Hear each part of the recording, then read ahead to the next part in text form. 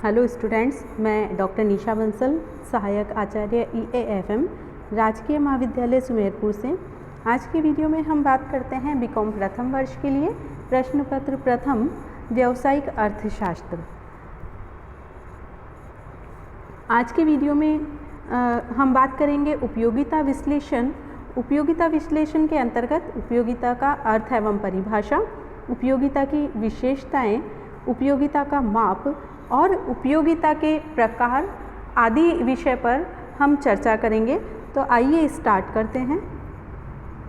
उपयोगिता का अर्थ एवं परिभाषा। देखिए, उपयोगिता क्या होती है, तो अर्थ पे ध्यान देते हैं हम।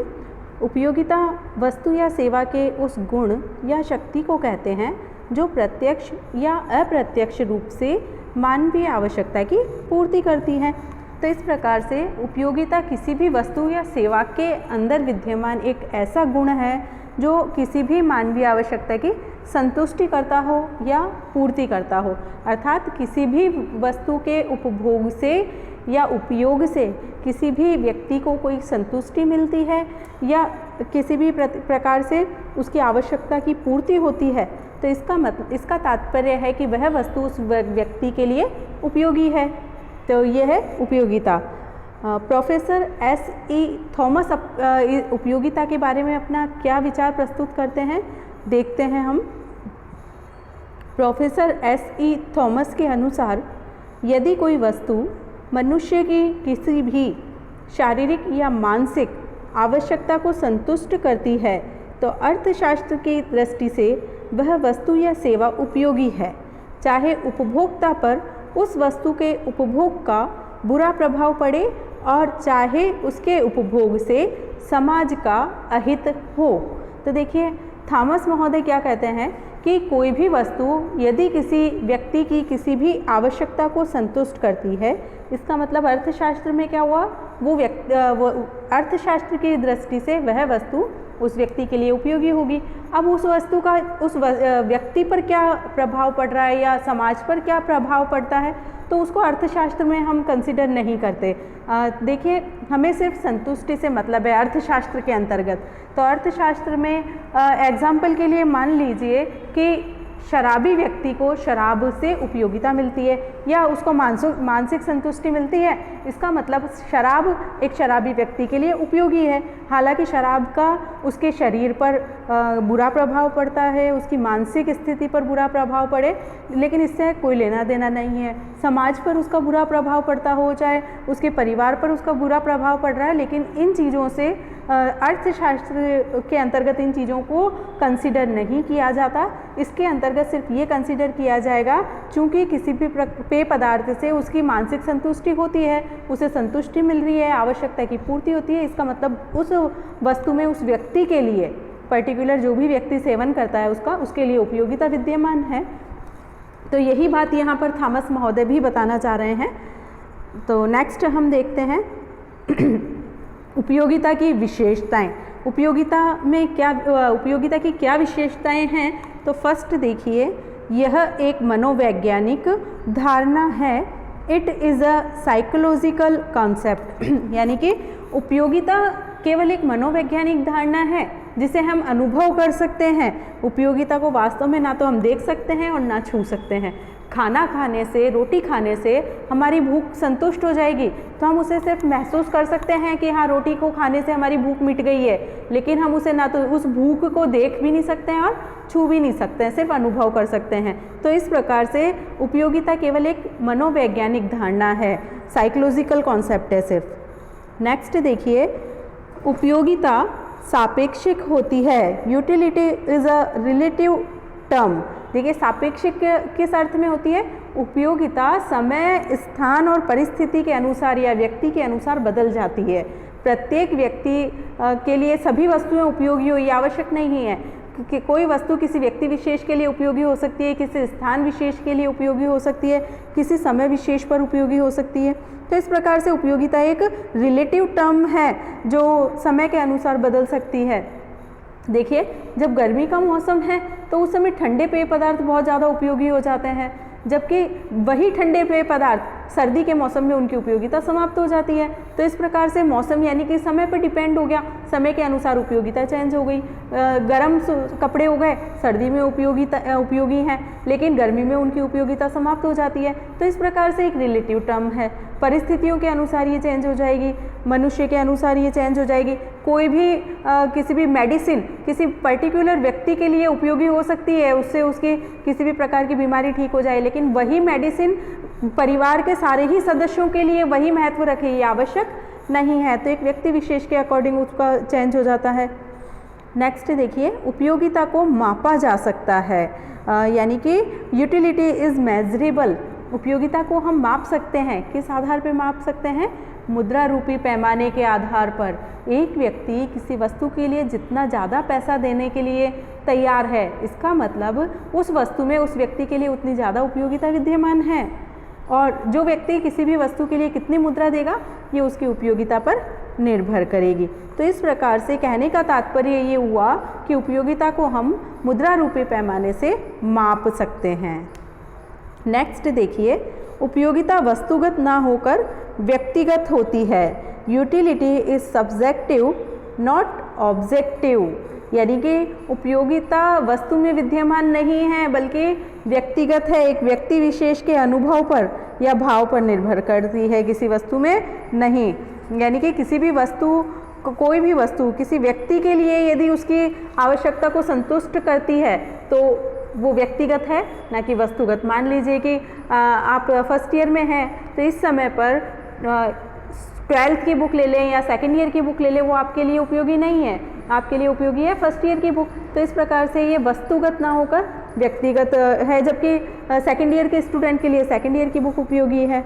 इस प्रकार से नेक्स्ट देखिए, उपयोगिता वस्तु की मात्रा पर निर्भर करती है। Utility depends on the quantity of commodity, यानी कि जितनी अधिक वस्तु की मात्रा का उपभोग किया जाता है, वैसे वैसे अगली इकाइयों से मिलने वाली उपयोगिता लगातार घटती जाती है। वस्तु की मात्रा पर निर्भर करेगी, जितनी ज़्यादा अपन उपभोग करेंगे किसी भी वस्तु का, उसकी अगली इकाइयों से मिलने वाली उपयोगिता लगातार घटती जाएगी। जैसे कि बहुत तेज़ प्यास लगी है, जैसे जैसे आप पानी की अगले गिलास का सेवन करेंगे, उपयोगिता लगातार अगले गिलास से कम होती जाएगी। तो इस प्रकार से वस्तु की मात्रा पर निर्भर करती है। नेक्स्ट देखिए, उपयोगिता त्याग के बिना प्राप्त नहीं हो सकती। Utility can not be acquired without sacrifice. देखिए, जो भी प्रकृति पदार्थ चीज़ें हैं, जैसे कि हवा, पानी आदि, इन चीज़ों को यदि हम छोड़ दें तो प्रत्येक वस्तु को प्राप्त करने के लिए त्याग करना पड़ता है, पैसा देना पड़ता है, फ्री में कोई वस्तु नहीं मिलती। तो इस प्रकार से बिना त्याग के, बिना सैक्रिफाइस के उपयोगिता प्राप्त नहीं हो सकती। नेक्स्ट पॉइंट है, उपयोगिता नैतिक सिद्धांतों से प्रभावित नहीं होती है। It is not affected to moral duties, यानी कि इसमें नैतिक सिद्धांत कोई कार्य नहीं करते। जैसे मैंने अभी आपको शराबी का जो एग्जाम्पल दिया, मान लीजिए किसी व्यक्ति को चोरी करने में, डकैती करने में, हत्या करने में, लूटपाट करने में मज़ा आता है, उसको संतुष्टि मिलती है, तो उस समय वो नैतिक सिद्धांतों को वो नहीं देखता है कि नैतिकता क्या कहती है। उसको इन चीज़ों में मज़ा आ रहा है तो वो ये चीज़ करेगा, उसी से उसको उपयोगिता मिलेगी, वहीं पर उसे संतुष्टि मिलेगी। तो ये नैतिक सिद्धांतों से प्रभावित नहीं होती। नेक्स्ट देखिए, उपयोगिता और संतुष्टि में अंतर होता है। Utility and satisfaction are different. देखिए, उपयोगिता और संतुष्टि में क्या है, दोनों में अलग अलग है। जैसे ही कोई वस्तु जैसे ही कोई व्यक्ति किसी वस्तु को क्रय करता है, उसे उपयोगिता मिलती है। तो और संतुष्टि जब उस वस्तु का उपभोग करेगा एक्चुअल में। देखिए, एक एग्जांपल के लिए आप देखिए, आपको किसी भी प्रकार की कोई ड्रेस पसंद आ रही है और आपने उस ड्रेस में आपको उपयोगिता लगती है, आपकी संतुष्टि मिलती है उस ड्रेस को पहनने से, और जैसे ही आपने उस ड्रेस को क्रय किया, परचेज़ किया, आपको उपयोगिता मिलेगी। लेकिन संतुष्टि कब मिलेगी, जब आप उस ड्रेस को वियर करेंगे, पहनेंगे, तब आपको संतुष्टि मिलेगी। देखिए यहाँ पर दो चीज़ें हो जाती है। अब वो ड्रेस यदि आपकी फिटिंग में नहीं हो, प्रॉपर उसका मेजरमेंट जो आपने सोचा था वैसा नहीं है, तो हो सकता है संतुष्टि का स्तर कुछ कम ज़्यादा हो जाए। खैर इन चीज़ों पे हम नहीं देख रहे, लेकिन यहाँ पर उपयोगिता आपको जैसे ही आपने परचेज़ की उपयोगिता प्राप्त हुई, और जैसे ही उसको आपने पहना, उपयोग लिया वास्तव में, उस समय आपको संतुष्टि मिलेगी। तो इस प्रकार से उपयोगिता और संतुष्टि दोनों अलग अलग होते हैं। तो इस प्रकार से ये थी उपयोगिता की विशेषताएं। नेक्स्ट हम देखते हैं उपयोगिता का माप, मेजरमेंट ऑफ यूटिलिटी। देखिए जनरली हम ये कहते हैं कि उपयोगिता को मापा जा सकता है, तो इसके लिए सामान्य रूप से दो दृष्टिकोण प्रचलन में है। पहला दृष्टिकोण है गणनावाचक दृष्टिकोण, यानी कि कार्डिनल अप्रोच, और इस दृष्टिकोण के समर्थक हैं प्रोफेसर मार्शल और प्रोफेसर पीगू। यानी कि ये क्या कह रहे हैं कि इनके अनुसार उपयोगिता को उपयोगिता को मापा जा सकता है, उपयोगिता की गणना की जा सकती है, अर्थात मुद्रा रूपी पैमाने से उपयोगिता को मापा जा सकता है। अर्थात एक व्यक्ति किसी भी वस्तु के लिए कितनी मुद्रा देने के लिए तैयार है, वो उस वस्तु की उपयोगिता का माप हो जाता है, यानी कि उनकी गणना की जा सकती है। जबकि क्रमवाचक दृष्टिकोण ऑर्डिनल अप्रोच में जो अर्थशास्त्री हैं, इनके जो समर्थक अर्थशास्त्री हैं वो हैं पेरेटो, एलन हिक्स, न्यूमैन और सैमुअल्सन। ये लोग कहते हैं कि नहीं, उपयोगिता की गणना नहीं की जा सकती। मुद्रा रूपी पैमाना खुद भी स्थिर नहीं है, मुद्रा के मूल्य में परिवर्तन होता रहता है, उसका आंतरिक मूल्य स्थिर नहीं है, इसीलिए उपयोगिता को सिर्फ हम क्रम दे सकते हैं। यानी कि उपयोगिता को व्यवहार में हम नहीं मापा जा सकता, और उसको सिर्फ आप क्रम के आधार पर निर्धारित कर सकते हैं। जैसे जो जिस वस्तु से ज़्यादा उपयोगिता मिलेगी वो प्रथम क्रम पे, थोड़ी कम मिलेगी सेकंड क्रम पे। तो इस प्रकार से उपयोगिता को सिर्फ क्रम दिया जा सकता है, उसे मापा नहीं जा सकता। तो यही अप्रोच हमारी काम आती है उदासीनता वक्र विश्लेषण में। वो भी यही कहते हैं कि उपयोगिता को सिर्फ हम क्रम दे सकते हैं। तो डिटेल में और देख लेंगे उदासीनता वक्र में। नेक्स्ट देखते हैं हम उपयोगिता के प्रकार। देखिए उपयोगिता के दो प्रकार हैं, कुल उपयोगिता और सीमांत उपयोगिता, total utility and marginal utility. तो फर्स्ट हम पढ़ते हैं कुल उपयोगिता। कुल उपयोगिता क्या होती है? एक वस्तु का यदि किसी वस्तु का उपभोग किया जाता है तो उसकी जितनी भी इकाइयों का उपभोग किया है उन सब की टोटल कितनी हुई है, उन सभी इकाइयों से प्राप्त उपयोगिता को यदि जोड़ दिया जाए तो वो कुल उपयोगिता कहलाती है। मान लीजिए कि एक व्यक्ति ने किसी भी वस्तु की 4 इकाइयों का उपभोग किया।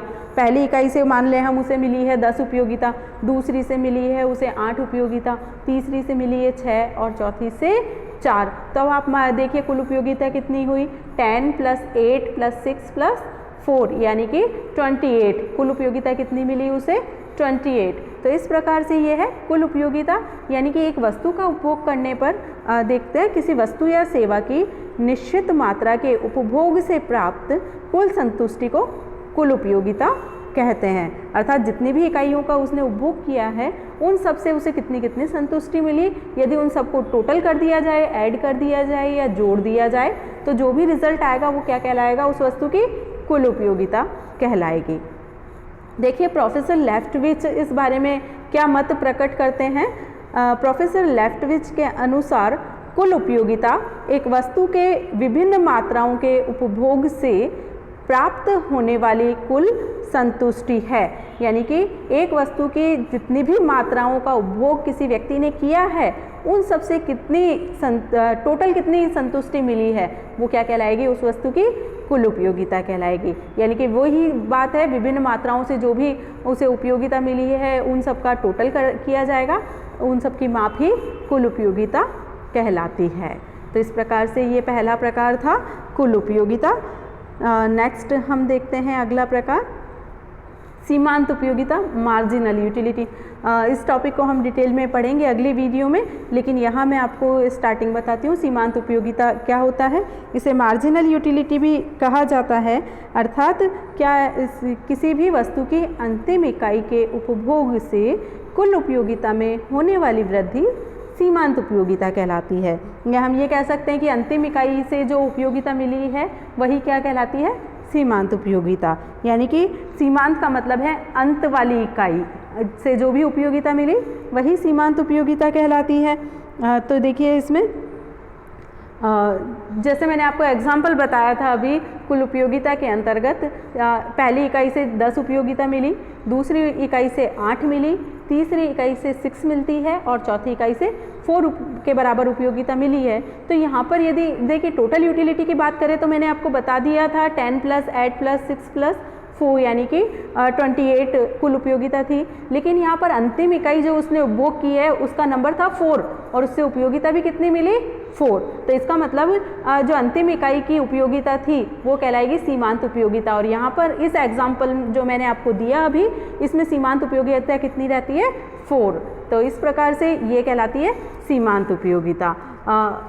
देखिए आप ध्यान दीजिए, लिप्से के अनुसार वस्तु की एक अधिक इकाई के उपभोग करने से कुल उपयोगिता में वृद्धि होती है, वह सीमांत उपयोगिता कहलाती है। तो लिप्से भी यही बात कह रहे हैं कि कुल उपयोगिता में जितनी वृद्धि हुई, देखिए 3 इकाई तक जो कुल उपयोगिता थी वो कितनी थी, 10 + 8 + 6 यानी कि 24। और अगली इकाई चौथी जैसे ही उसने उपभोग की उपयोगिता बढ़ के हो गई 28, यानी कि अगली इकाई से क्या डिफरेंस निकला, 28 - 24 4, यानी कि सीमांत उपयोगिता लिप्से के अनुसार बता रही हूँ मैं आपको, सीमांत उपयोगिता 4। कैसे भी कीजिए आप, सीधा सा है, जो लास्ट यूनिट जो भी है किसी भी वस्तु की उसके उपभोग करने से जो उपयोगिता मिलेगी वो कहलाएगी सीमांत उपयोगिता। बिल्कुल सरल शब्दों में उसे सीमांत उपयोगिता कहा जाता है। तो ये उपयोगिता के 2 प्रकार हमने देखे, कुल उपयोगिता और सीमांत उपयोगिता। देखिए सीमांत उपयोगिता इसलिए इम्पोर्टेंट है क्योंकि ये हर जगह हमारा काम आएगा, सीमांत वाला विचार। और साथ ही एग्जाम में ये ज़रूर पूछा जाता है सीमांत उपयोगिता क्या है, सीमांत उपयोगिता का सूत्र क्या है। तो यहाँ मैं आपको सिंपल सा सूत्र ऐसे ही बोल के बता देती हूँ, अगले वीडियो में आपको डिस्प्ले पर बता देते हैं। तो सीमांत उपयोगिता जिसको हम बोलते हैं MU शॉर्ट में, मार्जिनल यूटिलिटी का मार्जिनल यूटिलिटी की शॉर्ट फॉर्म हमने दे दी है MU। तो X वस्तु की कुल उपयोगिता में परिवर्तन डिवाइडेड बाई X वस्तु की कुल मात्रा में परिवर्तन, delta total utility of X divided by delta total quantity of X। तो इस प्रकार से ये क्या है, सीमांत उपयोगिता को ज्ञात करने का सूत्र मैंने आपको बताया है यहाँ पर। तो इस प्रकार से ये हमारा पोर्शन यहीं पर हम वीडियो समाप्त करते हैं, जिसके अंतर्गत उपयोगिता के बारे में हमने पढ़ा।